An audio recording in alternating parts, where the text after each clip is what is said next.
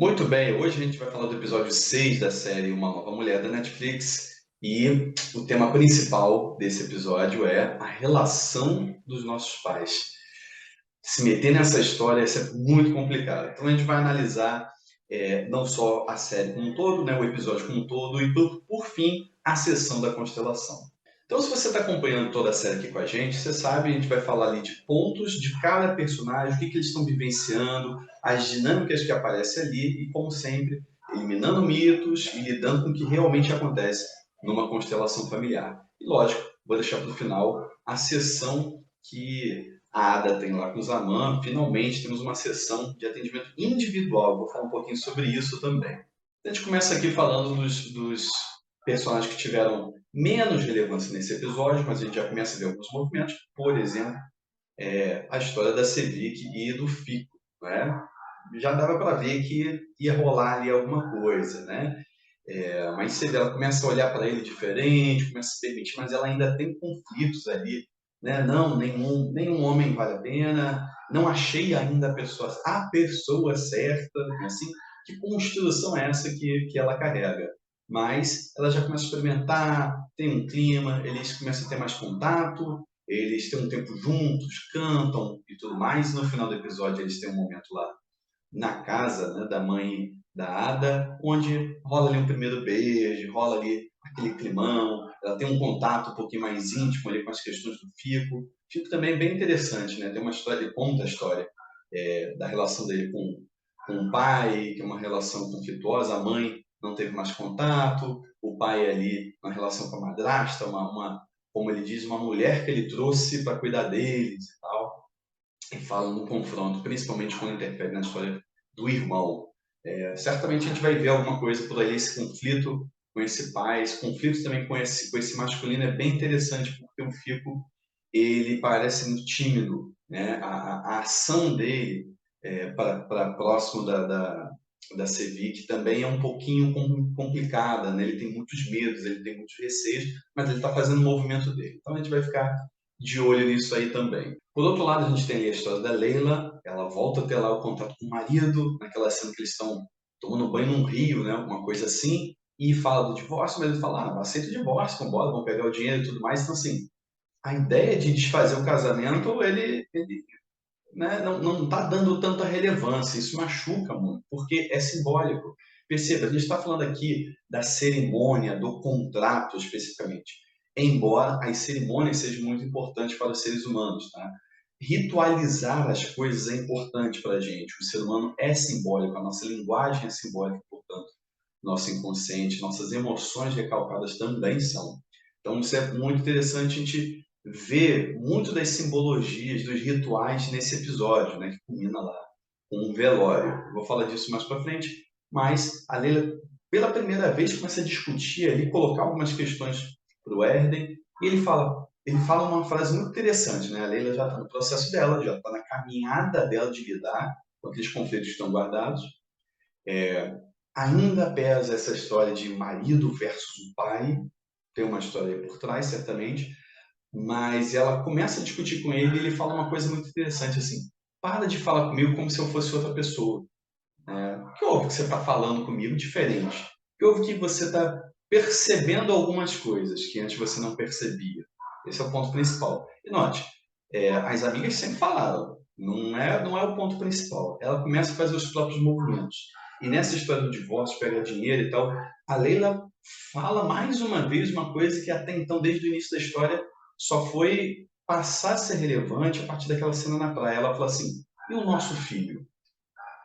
E o nosso filho? Isso é muito legal, porque até então ela vivia totalmente para esse marido, esquecia todo o resto, né? E isso começa a se organizar, essa posição dela como mulher, em primeiro lugar, aprendendo pouco a pouco a se priorizar, a posição como mãe, que é uma coisa que vem depois, primeiro a mulher, depois a mãe, a preocupação com esse filho, para lidar com essa relação também, né? E na conversa deles, eles contam um pouquinho do passado e começa, né? Quem nasceu primeiro, o ovo ou a galinha? Então ela fazia tudo por causa dele e ele fazia ali, buscava o dinheiro porque ela queria comprar e pagar todas as coisas. Então quem fazia um pelo outro? E fica esse giro e ninguém sabe como começou essa loucura. Isso é muito comum também em relacionamentos de uma forma geral. Você já deve ter percebido que nas discussões de casal, quando começa a falar que a culpa é do outro, ninguém chega à solução, né? Então é olhar para a origem, como nasce esse movimento. E o Herden, o marido da Leila, ele traz uma coisa à tona muito interessante, que quanto ele fez coisas por ela, quanto no início ela não olhava para ele, já tem um histórico aí de uma família que rejeita esse homem. Então, assim, tem um histórico ali da história do Herden, certamente, dele não se achar suficiente. Né? Por que que ele precisa tanto? Ele engana as pessoas, ele certamente está envolvido com coisas ilegais. Por que que ele precisa ganhar um dinheiro acima do que ele consegue? Por que que ele precisa dar passos além das pernas dele? A quem ele está querendo provar alguma coisa? Olha só como são os nossos movimentos, né? Não sei, é da história dele. E aqui eu não estou querendo justificar um marido que é abusivo, uma relação que é tóxica, certamente, mas é apenas para notar que não é exatamente vítimas e vilões. Todo mundo tem uma história, todo mundo tem um movimento cego. E todo processo terapêutico, e é disso que se trata uma constelação, acima de tudo, é um processo terapêutico, portanto, é um processo de lidar com questões próprias, de elaborar questões próprias, né? Constelação não muda a história, constelação familiar não muda a sua família, né? Ela te ajuda a lidar de forma diferente, a elaborar coisas que você não está percebendo, sentimentos que estão recalcados, ok? Então isso é importante para tudo que a gente vai falar a seguir. Eu tenho o Toprak e o Selim ainda continuam naquela guerrinha entre eles e tal, eles têm uma participação mais tímida do episódio, mas o Selim já consegue, né, abrir mão, mesmo na situação difícil, ele está ali apoiando a Ada, mas ele tem um trabalho dele, a Ada fala com ele, ele consegue ir lá, ir para o trabalho, né? O Toprak também começa a olhar para questões próprias, ele tem uma hora que ele fala lá na conversa com o Fico, olha, não estava do lado da Ada quando ela precisou, mas agora eu estou aqui. Então, as coisas vão se arranjando, vão se organizando, né? E esses sentimentos vão saindo com mais naturalidade. Isso é importante pontuar também. O ponto principal agora a gente vai falar da Ada e da sessão dela. Olha só, toda a história correu aí em cima da Ada, desse sofrimento, né, com a mãe no hospital, já começa a história da mãe dela no hospital, ela quer entrar, não, eu sou médica, eu vou entrar e tal, e logo ali apartam ela, né? Olha só, ainda esse sentimento de controle. Eu dou conta, eu vou resolver, né? Entrar no processo cirúrgico da própria mãe, claro que não, ela sabe que não. Mas olha como esse racional e o emocional ele entra em conflito, faz coisas sem sentido, né? Porque tem esse desejo de controle. E é interessante que ela pega a bolsa da mãe em algum momento, né? Que entrega para ela, ela pega a boneca, né? A mãe estava guardando a boneca dela até hoje. Olha isso. Aquela mãe que ela não tinha contato e tal, porque fez coisas terríveis e a gente não nota algumas coisas, não percebe o movimento dos nossos pais, né? E muitas vezes nem precisamos, tá? Porque esse movimento de doação também é uma coisa que faz parte do sistema. Pais dão, filhos recebem. Isso não quer dizer que os filhos não devam reconhecer, ter alguma gratidão. Claro que sim. Mas filhos não têm dívida, tá? Esse é o ponto principal. Se você carrega hoje o sentimento de dívida em relação aos seus pais, atenção, cuidado. Tem algo aí acontecendo. Pais dão, filhos recebem. Para que os filhos possam receber e entregar para o mundo. Para quem vem depois, para os projetos, para o serviço à vida e por aí vai. Tá? Esse é um movimento de força. Esse é como a gente fala de honrar os pais, não é uma coisa mística, é dar valor ao que eu recebi, passando adiante, né? Indo além, não ficando preso. Então, são coisas que às vezes são confundidas. Mas ali já começa a história mostrando o movimento, o conflito da mãe, a avó, né? E a aliança que desde criança a Ada vai fazendo com essa avó. A avó já vai falando, olha, sua mãe é complicada, a outra fala, minha mãe não ama, não liga para ela e tal, tem essa relação. Então, como essa mãe não consegue, isso é muito comum, tá? Em gerações, em famílias, né? Tanto pais, mas principalmente as mães, quando existe alguma trava, ou existe alguma marca naquele sistema, onde o amor não consegue passar, né? Essa mãe e filha não conseguem ter um afeto direto, é muito comum fazer esse movimento pulando uma geração. Então, dou todo o amor para a neta que eu não dei para a filha. Né? Amor sempre é dado, tá? Mas essa expressão do afeto, como se gostaria, que às vezes é muito difícil. Muitas marcas ali. Às vezes é um movimento justamente de acreditar que dando afeto estaria enfraquecendo alguém. A gente vê isso nos sistemas também. Então, cada um tem sua história. Como eu sempre falo, não cabe julgamento, cabe a gente olhar o touro. Já lá, quando a Ada está fazendo esse movimento, ela volta à memória, aquela história da mãe com a avó, e lembra lá da avó falando do casamento deles. Olha, esse homem foi para não sei onde, ele largou vocês, isso e aquilo, você vai ficar esperando sentado e tal. E a Ada tinha esquecido disso. Olha como é que a gente recalca os sentimentos. O pai realmente foi ausente, ficou muito tempo fora e tal, e ela não lembrava dessa parte, só lembrava do pai herói, o pai fantástico, incrível e a mãe vilã. Olha as histórias aí acontecendo, né? Isso é importante citar. Aqui a gente volta a dizer, não está para defender um lado ou outro, porque não se trata de lados. Não há vilões e não há heróis, há seres humanos comuns, percebe? Mas nos conflitos, nas guerras, nas marcas, eventualmente um filho assume lados nessa guerra. E ele sempre sofre. Não interessa quem está certo ou está errado. O filho sempre sofre. Quando assume o lado de alguém, ele anula parte de si mesmo. A guerra é interna. E a gente vê isso na Ada o tempo inteiro, essa guerra acontecendo, né? Então vamos olhar para papai e mamãe e respeitar o movimento deles, porque eles se escolheram. Em algum momento eles se escolheram. Por algum motivo eles se escolheram. E muita história aconteceu antes de você nascer, né? Antes da gente ver a vida já tinha história ali, que só eles sabem. E esse é o ponto principal, né? Então, o que fica marcado para a Ada, corta a cena e vai lá para aquela cena dela, né, da mãe indo embora e do pai ali doente. E ela fala assim: você vai largar o meu pai? Você vai abandonar o meu pai? Mas olha, já tinha mostrado ali para a gente, tem muita história entre eles dois. Só essa mãe sabe o quanto que ela pagou, o quanto foi sofrido. E aí uma coisa interessante, um cônjuge que sofreu muito na relação por conta de outro cônjuge, quando esse, né, que foi ali, causou algum sofrimento, está na posição frágil, como esse pai, né, ali na história, muito doente, fragilizado, é um momento de muita tensão. Se essa mãe fica, se essa esposa fica, ela ia fazer da vida dele um inferno, certamente. Porque, perceba, quem fica, quem sofreu muito e fica para cuidar daquele que fez sofrer, não é um movimento de caridade, amor, é um movimento de vingança, né? Isso acontece, às vezes, das formas mais sutis possíveis. É uma forma, sem perceber, tá ali cuidando, fazendo as coisas do dia a dia, mas sem perceber, tá passando essa imagem e com pequenas ações fazendo o seguinte movimento: olha para mim, olha como eu sou melhor do que você. Viu que tudo que você fez comigo? E olha só como eu sou boazinho. Agora você depende de mim. E por aí vai. A gente vê isso de formas assim, tristes, pesadas, sofrimento para todo mundo. Aquela mãe, ela fez um movimento, aquela mãe, né? Olha só como é o ato falho. Mãe, mãe, não é uma história de mãe ali, é uma história de cônjuges, de um casal. E no casal, essa esposa fala: olha, não dou conta. O que foi muito pesado para mim, não dou conta. Eu faço as minhas escolhas. E ele também fez as escolhas dele, né? E aí, essa filha, a Ada, vira e fala assim: calma, pai, eu vou ficar com você. É uma forma de falar: eu assumo o lugar da minha mãe. Eu simbolicamente caso com você. Eu não vou cuidar de você como uma filha, eu vou tomar partido. Porque com uma filha, ela poderia falar: pai, eu sou médica, eu sei que não dá conta de você ficar aqui, você tem que ir para o hospital, sinto muito. Esse peso não pode ficar em cima de mim. Mas o pai também fala: olha, não quero ir para o hospital, não. E ela respeita, faz aquele movimento onde, de certa forma, ela carrega todo o peso. O pai pensou na questão própria, mas não pensou na filha ali também, no sofrimento que é causando a filha. Percebe? E aqui volto a dizer, não estou culpando esse pai certamente tem a história dele. Mas note como a gente constrói um herói na história, na nossa história infantilizada, e aí pouco a pouco a gente vai vendo que não era bem assim.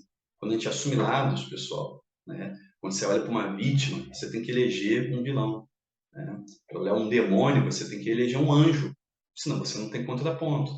Quando a gente começa a ver pessoas normais, com alegrias e tristezas, a gente começa a voltar para a nossa posição de força. E é disso que se trata esse processo. Ele vai olhando, né? Ela vai olhando. Então, eu vou cuidar de você, né? Eu vou estar sempre aqui, e segue ele num sofrimento muito grande com esse pai. E depois, ao longo da história, a gente vai vendo que a Ada vai caindo as fichas, ela vai percebendo, lembrando de coisas que estavam recalcadas, começa o sentimento de culpa, né? Minha mãe vai assim, né? Será que vai ser esse o jeito? E aí depois as meninas, sempre percebi que, né, falavam: poxa, mas pode ser que tenha alguma coisa mal resolvida. Eu falei: para, não tem que fazer, ela está no hospital e tal. Mas aí a situação dela se agrava. Isso é muito legal. O que a gente vai agora para fechar a gente vai falar da sessão e é importante falar uma coisa que o Zaman mesmo disse. As pessoas têm um movimento, a vida tem um movimento próprio, né? Porque a Ada vai buscar, apesar de muito racional, ela vai buscar a constelação para um milagre, né? A constelação pode salvar a minha mãe? Não se trata de salvar, a doença tem um curso dela, a história tem um curso dela, mas como a gente lida com o que acontece? Vocês, no final, a gente pode ver ali o falecimento da mãe e tal, o quanto a Ada estava em paz naquele processo. É disso que se trata, o quanto a mãe estava em paz com esse processo. É disso que se trata. Todo mundo vai morrer, mas como a gente vai estar na hora da morte? Entende isso? Não é o ponto principal, não é a morte, mas a vida. O que acontece, o que eu faço, como eu lido com as coisas enquanto eu estou vivo. Esse é o ponto principal. E ali eles vão para uma constelação individual. Uau, uma sessão individual, finalmente. A maior parte das vezes uma constelação acontece de forma individual. É mais fácil de organizar. E acontece exatamente daquele jeito. Não é? O terapeuta e o consultante, o cliente, e utilização de representantes, que são objetos normalmente, geralmente utilizados bonecos. Essa não foi a forma original da constelação, segundo Bert Helly, foi criada pelos discípulos dele, perdão, enquanto ele fazia constelação do tablado, pessoas subiam num tablado e tiravam os sapatos, os discípulos pegavam os sapatos e posicionavam ali como formas para lidar de forma individual. Então começou com os sapatos. Depois, foram utilizando objetos até ficar esse formato de boneco que é largamente utilizado hoje. Então os bonecos são utilizados para uma projeção daquilo que está sentindo, daquilo que está recalcado, né, guardado, para ser expresso ali na constelação. E é muito interessante porque é a primeira vez que a gente vê na série o terapeuta colocando o representante e o próprio cliente ali na representação dele. Se vocês notarem as constelações até agora, eles só assistiam o que acontecia. Né? E a gente, constelação, faz isso, assiste, mas muitas vezes convida a própria pessoa a entrar na sua representação, a viver aquela constelação na pele também. Isso ajuda demais, tá? Mas as duas coisas são bem viáveis. Ele faz a constelação ali de forma simples, eles montam lá e ela escolhe, né, os objetos. Então, vai vendo o próprio papel, como ela se sente, é um exercício de perceber, olhar para o mundo interno. Como é que eu estou me sentindo em relação a essa história? Parece bobagem, mas vem sentimentos que às vezes a gente nem percebe quando faz um exercício como esse, né? E aí coloca a mãe, essa distância, né, para a mãe e a sensação de ser fria, de ser dura e tal. Você uma pergunta, quem é essa pessoa fria e dura? Né? Você está repetindo alguma coisa cegamente. Quem é essa pessoa fria e dura? E aí se olha para a mãe da mãe, para aquela avó, aquela dor. Volta a cena das duas, da mãe e a avó conversando, né? Quando ela fala, eu vou casar, ganhar um tapa na cara. A avó fala uma coisa muito importante. Eu suportei anos como esposa para a criação de vocês. Não é uma frase pesada, eu suportei anos como esposa. Lógico, lembra, gerações mais antigas, as construções de casais eram diferentes, tá? Então, não tem como a gente avaliar, julgar segundo a nossa vida. Vovó foi terrível, foi muito dura. Como assim? Você não sabe a vida daquela pessoa. Época diferente, família diferente, né? E assim vai. Então a gente vê, ela sofreu muito ali, deu conta por conta dessa filha e espera um retorno. Como assim agora você vai casar? Você vai fazer um movimento, você vai ser feliz, talvez, né? E, logicamente, tem uma dificuldade que é natural de acontecer, né? Então, casamento é suportar, será que é isso? E essa filha também faz um movimento para casar com um homem que vai ter lá suas complicações, né? E assim vai. Elas seguem, fazem o movimento e vão percebendo esse sentimento de dor. Quem é que se espera? Né? E olha-se novamente para aquela história lá da tia-avó, da irmã que morreu, né? Quando essa avózinha era muito pequena. E todas elas tendo contato com esse feminino, que começa lá na bisavó. Quando todo mundo naquele sistema pode olhar para a bisavó, todo mundo pode estar conectado, a própria Ada começa a fazer um sentimento de olhar para o seu feminino, olhar para o lado materno, se permitir estar em contato com as mulheres do seu sistema, com as mulheres nela. Percebe isso? Isso não tem nada a ver com gênero, não tem nada a ver com sexualidade, tem nada a ver com, tem a ver com tomar posse de metade da sua força. E ela se reconecta com esse feminino dela, com a família da mãe, com a história da mãe, com a história da mãe nela. Né? No final, ela ainda, olha, ainda é difícil, ainda tem alguma coisa, mas eu olho, eu me sinto bem. Agora eu me sinto à vontade olhando para as mulheres, eu me sinto à vontade de me reconectando com o meu feminino. Certamente a gente vai ver movimentos mais suaves daqui para frente. Essa Ada se permitindo mais, lidando mais com a sua própria sensibilidade. A gente certamente vai ver isso, tá? Então, dali, tem um momento que o Zaman percebe, né, naquele campo, tem uma trava aqui. E o Zaman sabe, o terapeuta sabe perfeitamente, olha, até aqui que vai. Daqui é o movimento da vida, daqui você dá conta, no seu tempo você vai dar conta. E para. E lá na frente vai mostrando o contato com a mãe, o carinho com a mãe, né, naquele momento que ela acordou lá do coma, e logo depois o falecimento dela, né? Então a mãe já acorda falando, estou pensando na minha mãe. As coisas vão se conectando, os sentimentos estão sempre conectados. Tem gente que pergunta, mas a minha constelação afetou lá a minha mãe, né? Afetou você e a sua presença faz a diferença. Esse sistema vai se reorganizando porque você vai se reorganizando, percebe isso? E ali ela tem contato, tem um carinho com a mãe, e esse afeto inclusive faz com que, quando ela chega, essa proximidade ajuda essa mamãe a lembrar da própria mãe, a se permitir ter contato com ela. Esse movimento de maternidade ajuda ela a se reconectar com aquela mãe. Percebe isso? Carlos, mas não tem algo de espiritual ali? Como eu sempre falo, isso eu deixo para a cultura própria ou para as pessoas que trazem essa visão também. Maravilha! Aqui me cabe falar de uma outra coisa. Tanto que no momento que ela vai falecer, tem uma cena ali que mostra a vozinha, né? Você pode ler isso como uma visão espiritual da presença daquela avó? Pode. E pode ler isso também como uma projeção dos sentimentos dessa mãe que está falecendo, né? Ela olha para aquele símbolo de amor para ela que tanto ela esperava se reconectar. Tantas brigas, né? As pessoas falam, tem muita raiva da minha mãe. É amor. É amor. Amor que está marcado, amor que está bloqueado, amor que está fazendo o movimento interrompido. Mas é amor. Perceba, aquilo que a gente não tem vínculo não afeta a gente de forma nenhuma. Tem algum vínculo sempre nas histórias, quando afeta, tem algum vínculo. Então olha para esse vínculo. E aqui a gente encerra falando dessa constelação. Tem um falecimento, a Ada lida com aquilo muito bem, a mãe falece tranquilamente, ela lida agora de coração aberto e termina o episódio num ritual, né, muito bonito, inclusive, a cerimônia ali na Turquia, um velório, e eles fazendo ritual derramando água, né? Esses rituais são importantes também para o nosso processo de luto. O luto é lidar com uma nova realidade, elaborar uma nova realidade, mas ela em paz, né? Abraçando os amantes, abraçando os amigos. Olha aí, é disso que se trata, tá? Então, espero que você tenha gostado. Se você gostou dessa resenha aqui também, deixa o seu like, coloca nos comentários como é que foi para você, como é que você se sentiu com esse episódio, mexeu em alguma coisa com você? Compartilha aí, que vai fazer diferença, tá bom? A gente se vê no próximo.